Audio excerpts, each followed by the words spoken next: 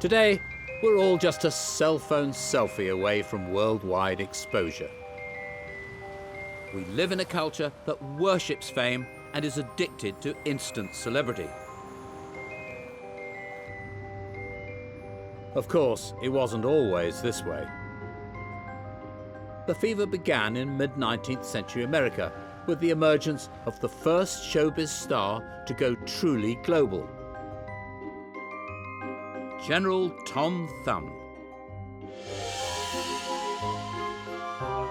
He was just 25 inches tall. He sang, he danced, he acted. Over the course of his life, he was seen by over 50 million people. I've been in entertainment all my life, but for me, Tom Thumb is the best showbiz story of them all. I want to find out how he achieved such dazzling fame and at what cost. So, roll up for the extraordinary story of the real Tom Thumb.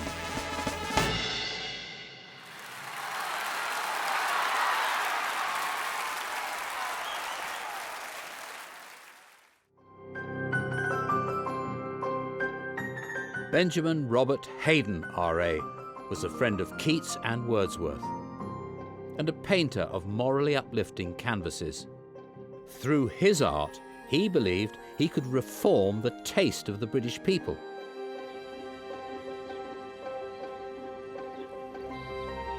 Here at the Walker Art Gallery in Liverpool, they have one of his smaller works on display.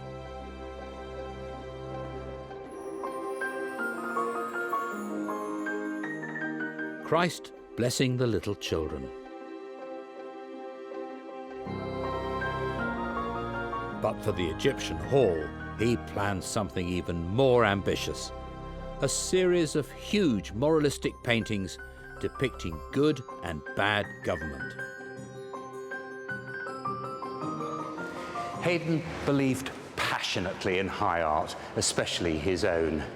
He'd have been struck by the irony of Tom Thumb's Goodbye Show, a dumbed-down mass entertainment, being booked into the Egyptian hall just a few doors down the corridor from his own exhibition of paintings, with subjects grand, classical, and refined.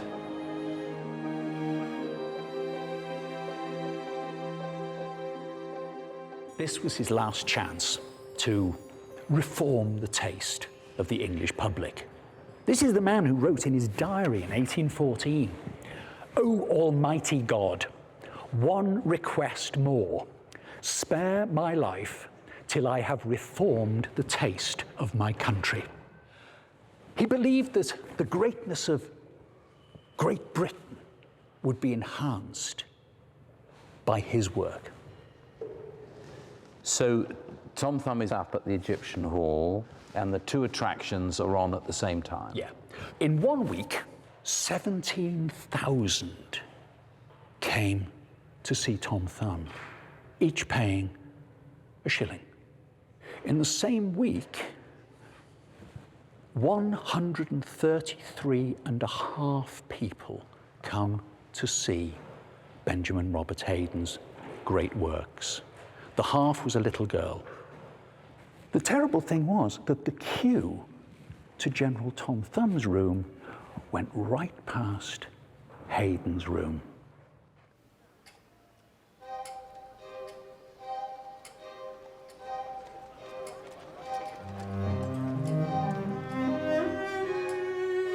Two months after the catastrophe, Haydon bought a pistol.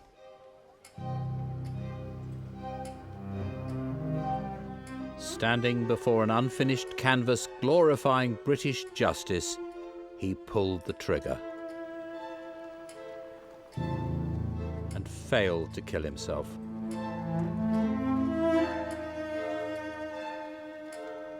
He had to finish the job with a razor.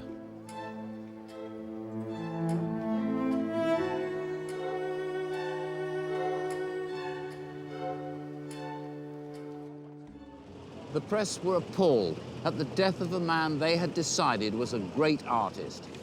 The Times sneered. The display of a disgusting dwarf attracted hordes of gaping idiots who poured into the yawning pockets of a Yankee showman a stream of wealth, 1/10 of which would have redeemed an honourable English artist from wretchedness and death. Haydn's friend, the poetess Elizabeth Barrett Browning, was more succinct. The dwarf slew the giant.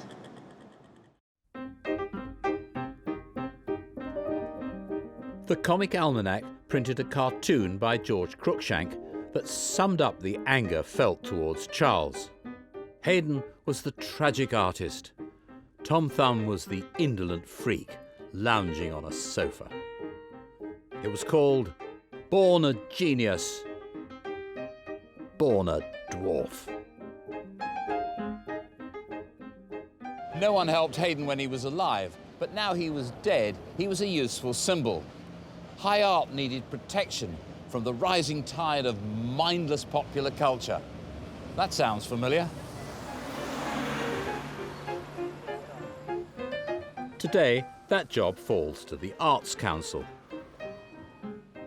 Yet its current chairman was, in his former life, the TV producer who brought the world Big Brother.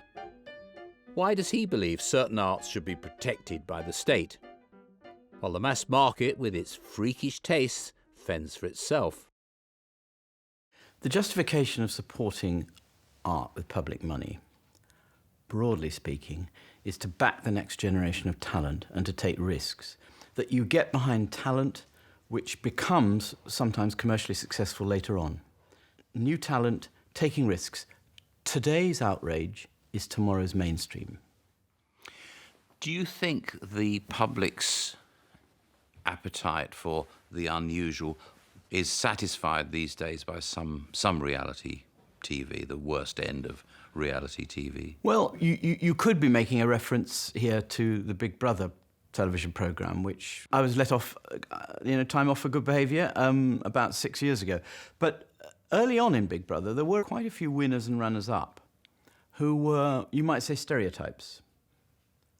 As the series went on, and people watched them interact with the other people in the house, they discovered the actually delightful personalities behind this stereotype.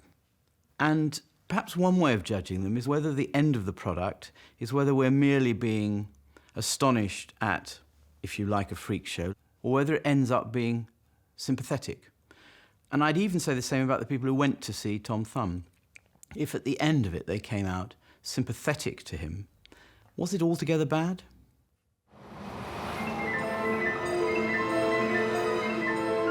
And sympathetic the British were.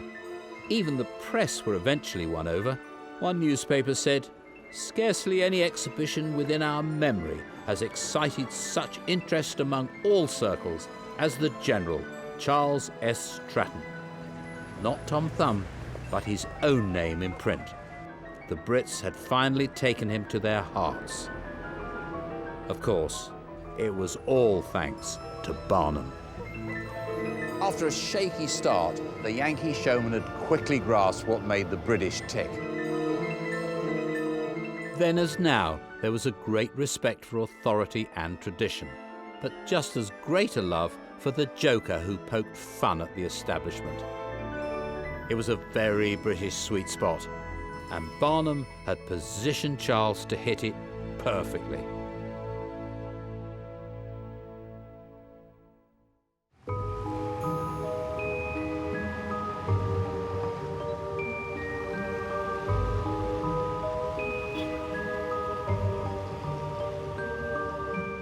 The Tom Thumb entourage returned in triumph to New York in February 1847.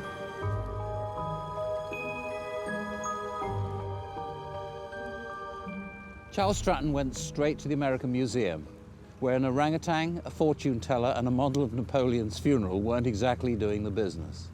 He played 4 straight sell-out weeks, usually 5 shows a day. A former mayor of New York saw the show and commented afterwards that he thought Tom Thumb had increased in littleness.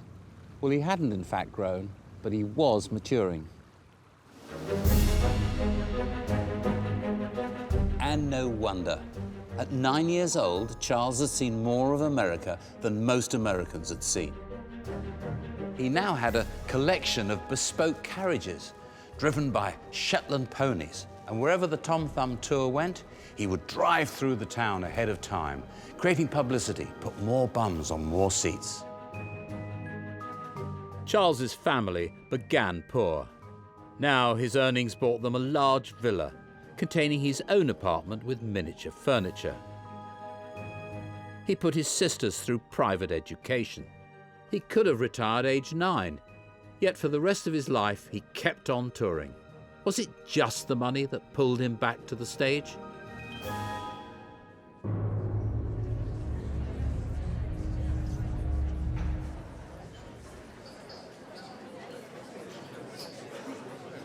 Ladies and gentlemen, prepare to be taken to heaven and back by the skills of CeeLo, the Seal Boy!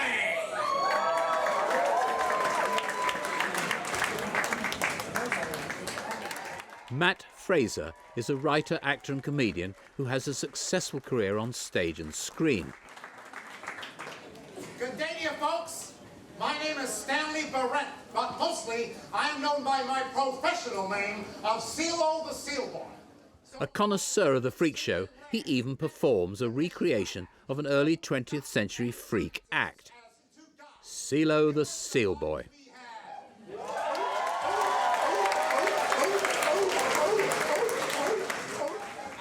I perform all over the place in plays, you know, live art, cabaret, burlesque, striptease, comedy. You know, I'm a jack of all trades, a master of none. And was it a difficult choice early on to kind of shine a light on your disability, or did that just feel like a natural thing to do? As a disabled person, you're stared at all the time, 24/7, 100% of the time, but you have no agency, you have no power in the exchange. You know, I can walk down the street and be stared at by a group of people and not have any power in that exchange. But if you put me on stage, I'm A, paid for the experience, and B, I get to talk. So, yeah, it's attractive to be able to have what happens in the street anyway, but be paid for it, have the power of how it happens, and to affect the minds of the people watching it. Most people have 3 main bones in their arms. The humerus from the shoulder to the elbow, and the radius of ulna bone from the elbow to the wrist. Now, I don't got neither a radius nor ulna bone, but I'm not sad, folks, no. In fact, I think it's pretty humorous. Does your manager ever ask you to do things? How could you even ask me to do that? No, my agent is far more politically correct than I am. So she never offers me work that I think is distasteful. Rather, I just go off and do that work without telling her. It's more like that, to be honest. I think probably Tom Thumb got the bug because he seemed to be very happy to work and work and work. Absolutely. He was the world's first truly international superstar. And here's the other thing that non-disabled people tend to forget. You do your show. 1,000 people think you're fantastic. Thanks very much. Good night, James. Walk out the stage door. Some fella's just staring at you on the street again. You are, bang, you're back there. You're always back there. Of course you want to get back on the stage. Of course you do. I'm not here to beat you with my hands, no. I'm here to entertain you with my little handsies. It's not beyond the realms of possibility, I think, that somebody could be addicted for life to that sort of thing. It's a delicious power that I wouldn't know what to do without.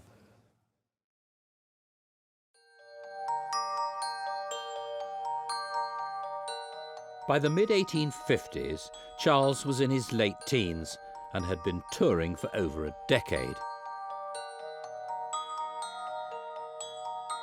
He began appearing in Broadway plays, revealing an ambition to become a serious actor. He was taking more control over his own career and displaying a canny business mind. Barnum had taught him well.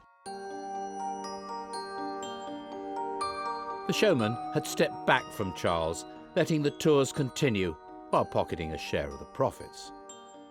Barnum's boundless energy had found new outlets, which he promoted with all the vigour of his Tom Thumb campaigns. America was bitterly divided over slavery and on the brink of civil war. Barnum joined the campaign for abolition, bravely staging anti-slavery plays at his museum. But principles could coexist with profits. Money flooded in. He toured a Swedish opera singer, Jenny Lind, making $500,000 in old money. And he invested heavily in property and industry. And that's how his troubles started. Barnum at that point had so much money, I think he was kind of throwing it around a little bit too much. Careless. He had built his huge mansion in Iranistan, and he keeps signing away big checks, and suddenly he's $500,000 in debt. And Barnum has to declare bankruptcy. So what's he gonna do? He's got to decide how to deal with this bankruptcy. He has to shut down his house in Bridgeport. He moves into a small apartment in New York, and he gets this letter from his former protege, Charles Stratton, Tom Thumb, and he says, hey, I'm still making lots of money. Let me help you out. Charles arranged another tour, and this money helped put Barnum back on his feet. It was a sign that their relationship had shifted. 14 years earlier, this had been a financial arrangement. Barnum protected Charles, but dictated every step of his career. But gradually, it had become a partnership. By his late teens, Charles was calling the shots over his own tours, and he was the one to get Barnum out of trouble. There must have been a touch of satisfaction in this for Charles. He was becoming his own man. And perhaps he needed a lady. His financial troubles over, it was Barnum who made a crucial introduction. Phineas Barnum seemed to have his eye on every dwarf of note. So when he got wind of a diminutive singer working for a rival impresario in a museum of curiosities that floated up and down the Mississippi, he determined to steal her away.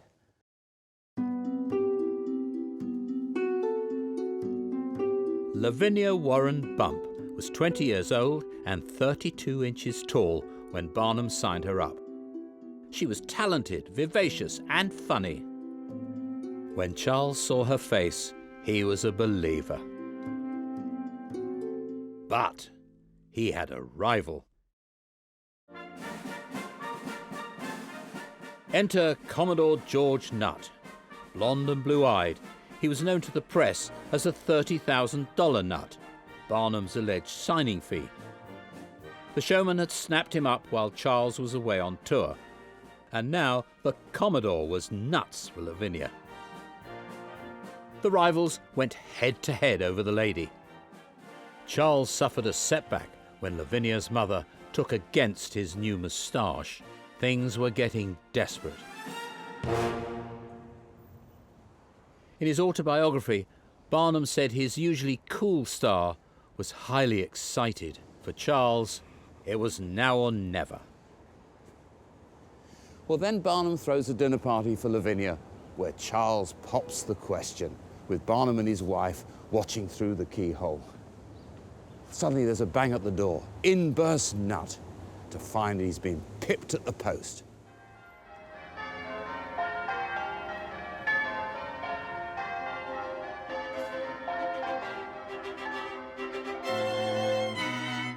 The wedding was set for February 1863 at the prestigious Grace Church on Broadway.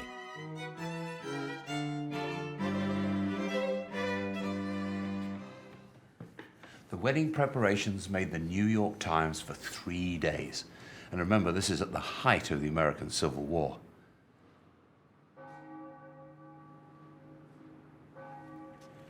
Picture the scene.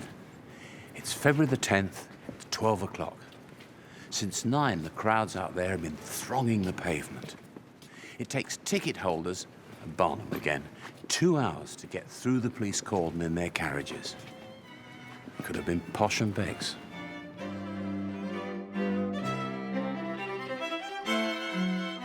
Yet some church regulars had been determined this celebrity wedding wouldn't take place.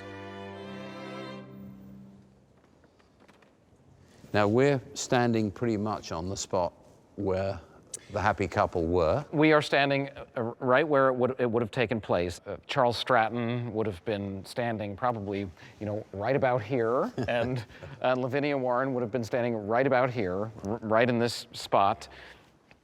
Do you think there was a level of prejudice about the fact that these were two very, very small people? I think there was definitely some prejudice might be the word for it, but just that this was not a proper wedding for Grace Church. And these people were in show business. They were... It must have seemed vulgar, I suppose. They looked at it as vulgar. These were people who were not correct. They were deformed. They were tiny. Charles Stratton anticipated what the objections might be. And he said, I want to assure you that we are not mountebanks. We are not abortions. It is true that we are little, but we are as God made us, perfect in our littleness. Wow.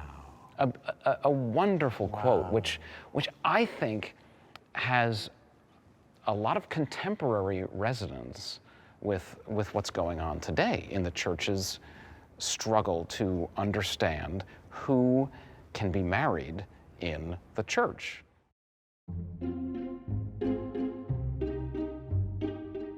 Charles's argument carried the day, and the wedding went ahead. Those who hadn't been able to get into the church scrambled to buy instant photos of the ceremony, typically staged a few days earlier by Barnum in a photographic studio complete with a fake church set. Commodore Nutt seemed to have buried his hatchet and served as best man. Lavinia's sister Minnie, just 16 years old, was the Pippa Middleton of the day.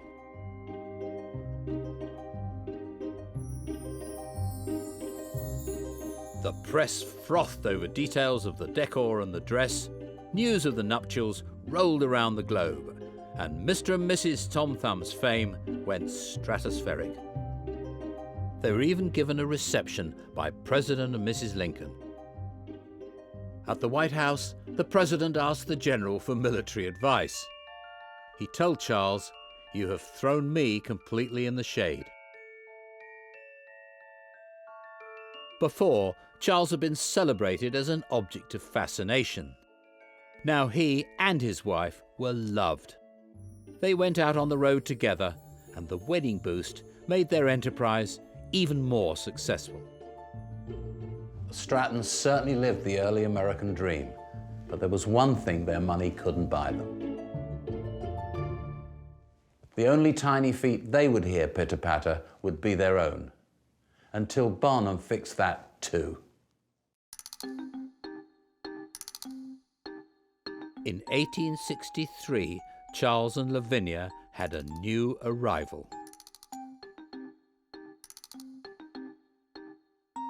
Barnum knew the birth of a baby would spark all kinds of feelings in the public, not least incredulity. They went on tour to display the baby, and the crowds went crazy. And yet, it was all a lie. Barnum rented different babies for photo shoots and live appearances. He had manipulated Charles's image before, but he'd never pushed it this far. The pictures went all over America, and when they went to Europe, they rented babies of other nationalities by the hour. When the scam had finally run its course, Barnum casually announced that the baby had died.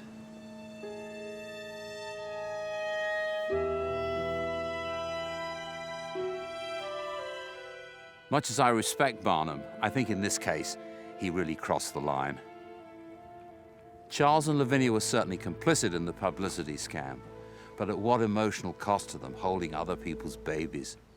140 years ago, for people of their size to think about having a baby could prove fatal. and they certainly knew that. Or at least, that's the story that's been told. Lavinia confessed to the baby hoax in her autobiography, and it's gone unquestioned for a century. But as always with Barnum, things are never quite as simple as they appear. Because in 1866, Charles and Lavinia were touring in England.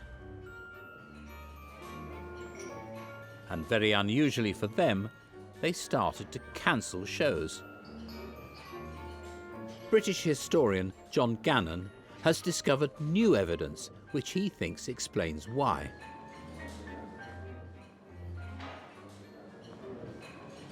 So here we have the burial register for St Gregory's Church in Norwich. Now at that particular time, Stratton was touring in Norfolk. Minnie Warren Stratton. And then we have here...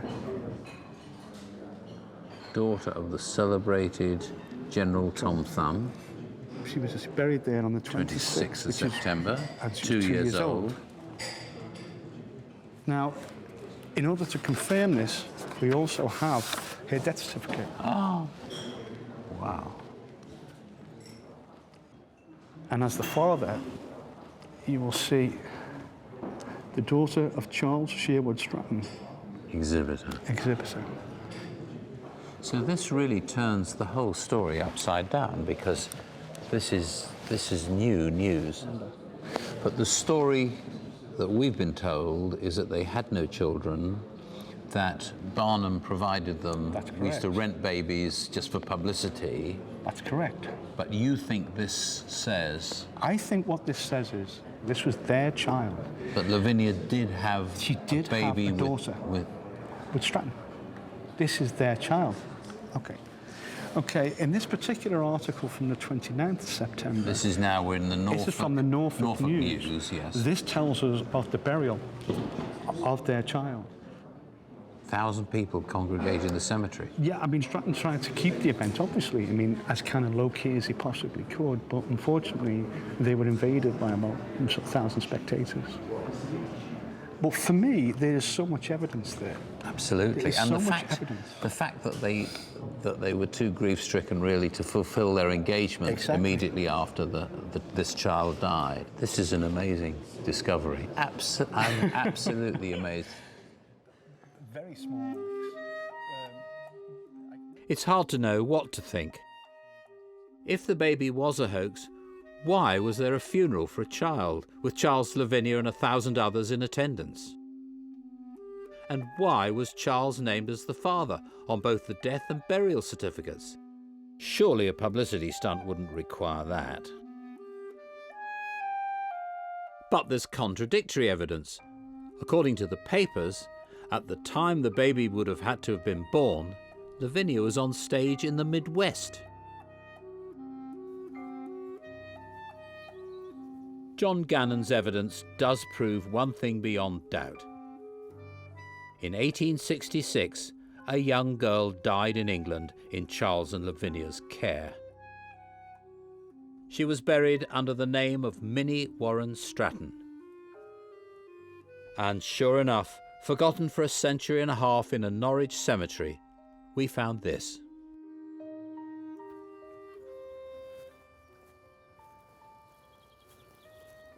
Minnie Warren Stratton.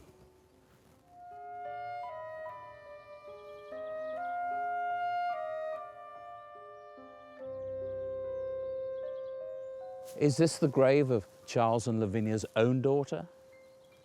Or is it the grave of a hired foundling? I don't think we'll ever know for certain. But whatever the truth, it's a fact that Charles and Lavinia, unusually for them, cancelled performances after the funeral. Their life was full of spin, but this wasn't fakery.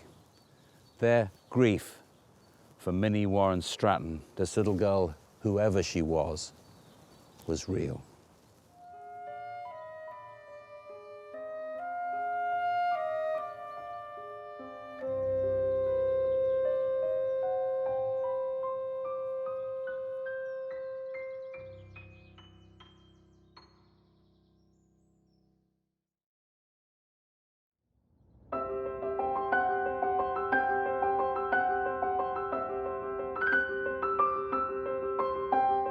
But the show had to go on. Charles and Lavinia returned to the United States and threw themselves into work. Once again, they hit the road, but this time in a new lineup. The wedding had shown the public appetite for the quartet, and Charles, Lavinia, Commodore Nutt and Minnie were soon performing together. They were the first performers ever to travel by rail to what was the Wild West. There were encounters with outlaws who shot at them, and locals bemused by their stature. In August 1869, they reached San Francisco and just kept going. First they toured Japan, then on to India, and Charles was the first American star to tour Australia.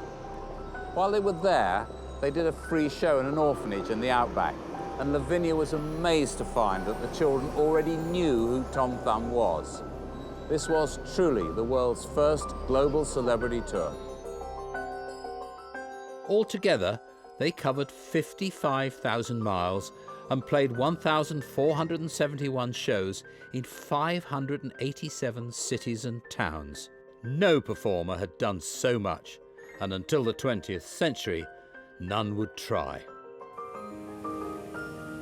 They didn't see America for 3 years. But eventually they returned, older, wiser, and with a new ambition. Charles wanted to set up home.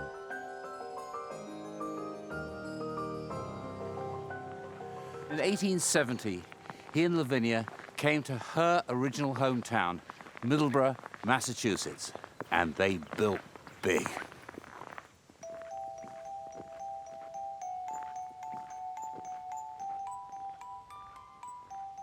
Set in 150 acres, their new house was an escape from the glare of the lights and the grind of the road. It was a place where they could be themselves, not actors, not celebrities, just, as they called each other, Charlie and Vinnie.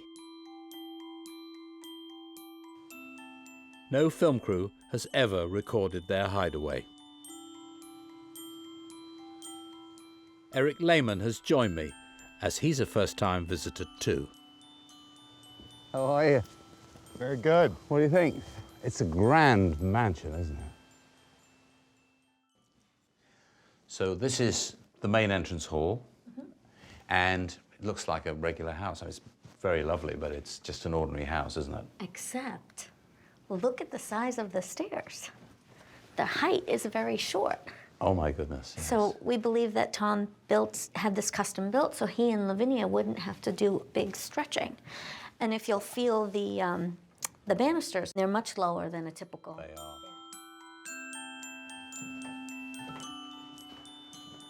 So where are you taking us now? Okay, so right in here we have Tom Thumb's original custom-made piano. Whoa. You can see the original work. Oh my goodness. That is amazing. Isn't that amazing?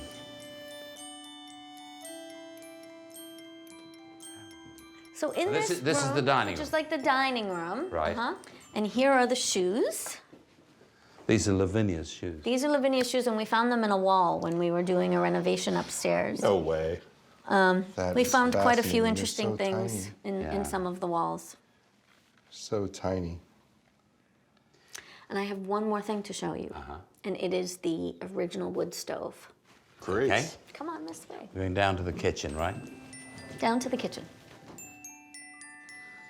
It's a miniature. It is. It's beautiful. It's a real range. I mean, this is a And- full working stove. We did nothing to it. We didn't even paint it. What's fascinating to me is that they had a cook and a maid. They were normal sized, but Lavinia clearly wanted to cook for herself, and maybe he had it made for her in case she wanted to cook. I think it's really romantic that he did so many things for her to make sure she was comfortable too.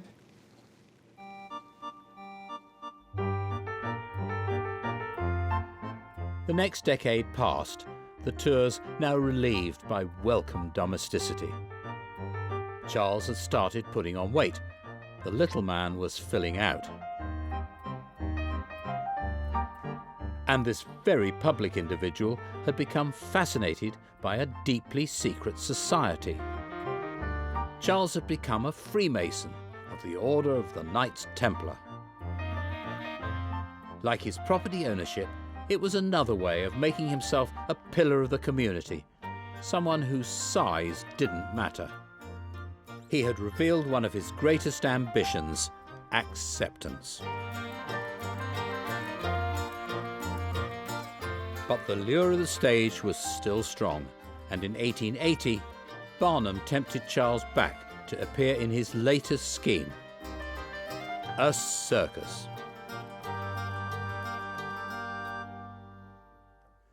Charles and Lavinia went to the Midwest with the circus, and they were treated like royalty. But the gig didn't last for two reasons. Barnum split the profits with Bailey, and then paid the Thumbs a salary out of his share.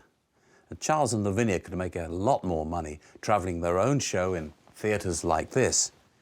You see, the stars had become richer than their producer, which isn't supposed to happen.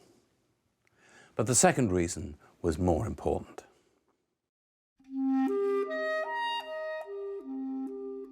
Competitors had begun copying Barnum's freakish exhibits, but with acts that lacked Charles's class and his control over his own career. Julia Pastrana from Mexico was advertised as a bear woman. Her manager married her, and after her death, toured her mummified corpse.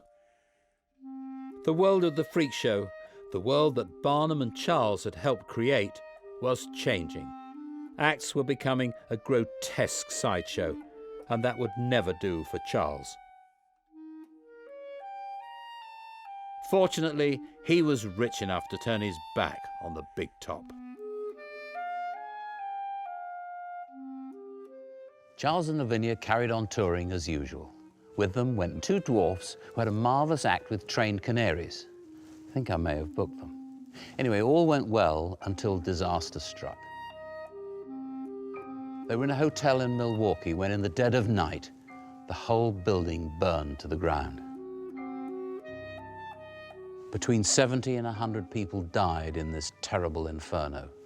The streets were littered with the bodies of guests who had jumped, hoping to avoid the blaze. Lavinia was carried out like a child, and Charles staggered out very shaken. It was to be their last tour. Worn down by the endless shows and the traumatic fire, Charles finally started to slow up. He came back home to Middlesbrough. Do you think that Charles, looking back on his life, regretted that meeting, first meeting with Barnum, or would he have looked back and said, actually, I've done very well out of this, I've had a wonderful life? Definitely the latter. He was very pleased with the opportunities he had in life. He had made enough money by age 9 that he could have stopped and lived a quiet life. But I think he enjoyed it because he kept going back out every season and touring.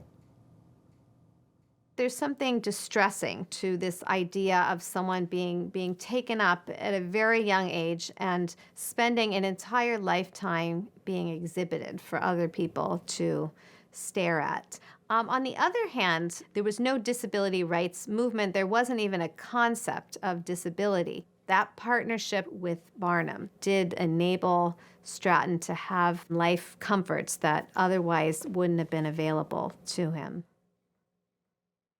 When we look back on performers like Stratton, we assume that they all died in misery lying in sawdust somewhere. But actually, if you look at their lives, that didn't happen to an awful lot of them. Stratton, ended his life owning a yacht and an enormous house.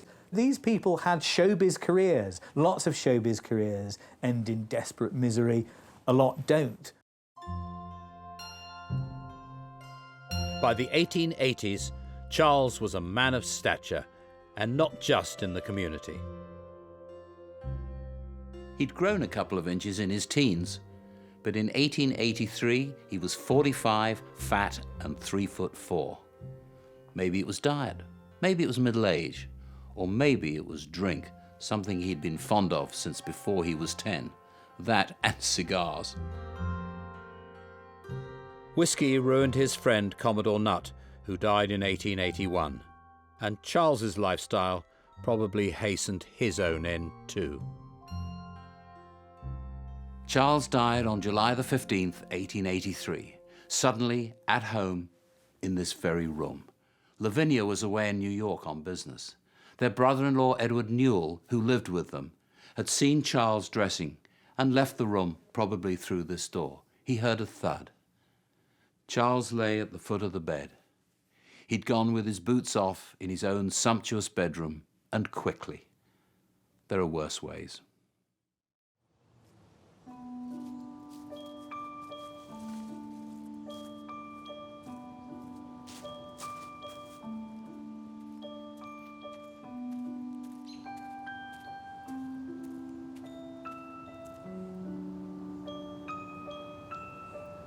Charles Stratton came home to Bridgeport for burial. He was laid out in church, and 10,000 of his fans filed past the coffin of silver, walnut, and jet to get a last glimpse of America's first international superstar. His memorial kept him forever young. Its statue carved from life when Charles was 19. Lavinia grieved, but she carried the Stratton banner on through another decade and into the 20th century. She remarried another little man, a titled Italian Count Magri. But when she died in 1919, she asked to be laid next to her first love.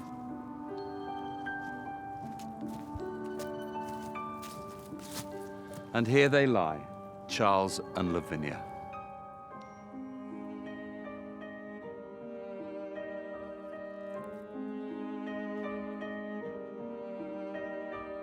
And if Charles lay close to his wife, his other great companion wasn't far away, P.T. Barnum.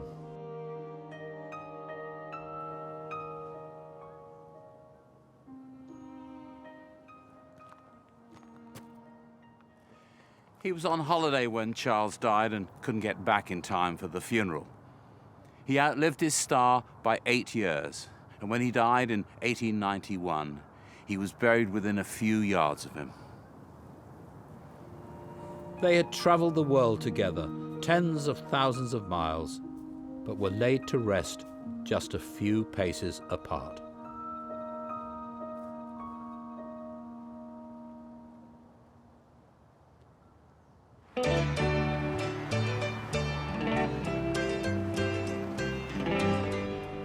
Charles Stratton soaked up applause on 5 continents.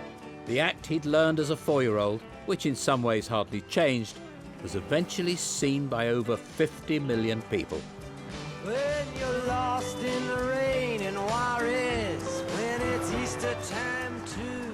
It doesn't need Barnum's spin to tell you that's a lot of bums on a lot of seats. Project Hill, it's either fortune or fame. By all the rules of show business, the relationship between Stratton and Barnum should have ended in tears. I've seen it all too often in my 50 years in the business. Manager signs an unknown artist on a one-sided contract that ends up in litigation and recrimination. That didn't happen in this case. Barnum and Stratton were partners and friends for 40 years. 2 gentlemen of the old school. They were good for each other and good to each other. They were separated only by 2 feet and 8 inches. I don't think size was ever an issue for Charles. Major Newell, one of his fellow performers, put on a very late growth spurt, reaching nearly 5 foot, and Charles felt sorry for him. He said, the poor fella, he just kept growing and growing until he was just like everybody else.